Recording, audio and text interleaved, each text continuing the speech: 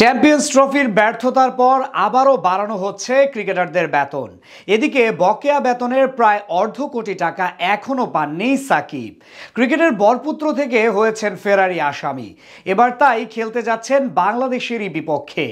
যে সাকিবের হাত ধরে লাল সবুজের এত অর্জন, সেই সাকিবকেই কিনা মাঠে নামতে হচ্ছে টাইগারদের প্রতিপক্ষ হয়ে। সাকিবের বকেয়া বেতন ও বাংলাদেশের বিপক্ষে খেলা নিয়ে বিস্তারিত থাকছে রিপোর্টে। মরার উপর খাড়ার ঘা হিসেবে কপালে জুটেছে বোলিং অ্যাকশনের নিষেধাজ্ঞা। এবার বেতন ইস্যুতে আরো একবার নতুন করে আলোচনায় আসলেন বাংলা ক্রিকেটের বরপুত্র।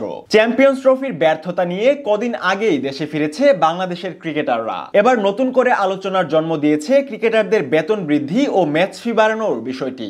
গেলদিন বোর্ড মিটিং এ বসেছিল বিসিবি, যেখানে সিদ্ধান্ত হয় আবারও বাড়ানো হবে ক্রিকেটারদের বেতন। পাশাপাশি নতুন কেন্দ্রীয় চুক্তির বিষয়টিও উঠে আসে 18তম বোর্ড মিটিং এ। তাছাড়া এবারের কেন্দ্রীয় চুক্তিতে কারা কারা জায়গা পাচ্ছেন সেটিও এক প্রকার চূড়ান্তই হয়ে গেছে বলা চলে। তবে এবারের চুক্তিতে বাংলাদেশ ক্রিকেটের অবিচ্ছেদ্য অংশ সাকিব আল হাসানের না থাকার বিষয়টি হয়তো শেষমেশ দেখা যাবে বর্তমান প্রেক্ষাপটে।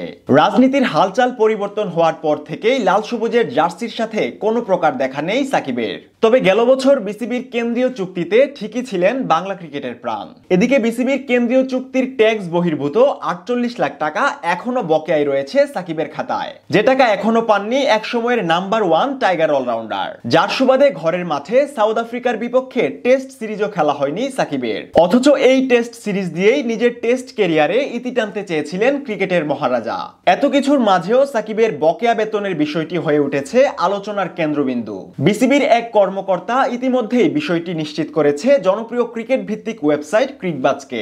নিজের ব্যক্তিগত ব্যাংক অ্যাকাউন্ট জব্দ থাকায় গেল বছরের সেপ্টেম্বর থেকে ডিসেম্বর মোট 4 মাসের বেতনের 1 টাকাও পাননি তিনি। ট্যাক্স বাদ দিলে যে টাকার অঙ্কটা দাঁড়ায় প্রায় 48 লাখেই। ক্যারিয়ারের শুরু থেকে এখন অবধি সাকিবের হাত ধরেই এসেছে বাংলাদেশ ক্রিকেটের বহু অর্জন। এবার চলতি মাসেই বাংলাদেশের বিপক্ষে খেলতে যাচ্ছেন দেশে ফিরতে না পারা সাকিব আল হাসান। আগামী 10ই মার্চ থেকে শুরু হতে যাচ্ছে এশিয়ান লিজেন্ডস লিগ টি20, যেখানে এশিয়ান স্টারসের হয়ে মাঠে নামবেন টাইগারদের সাবেক এই কাপ্তান।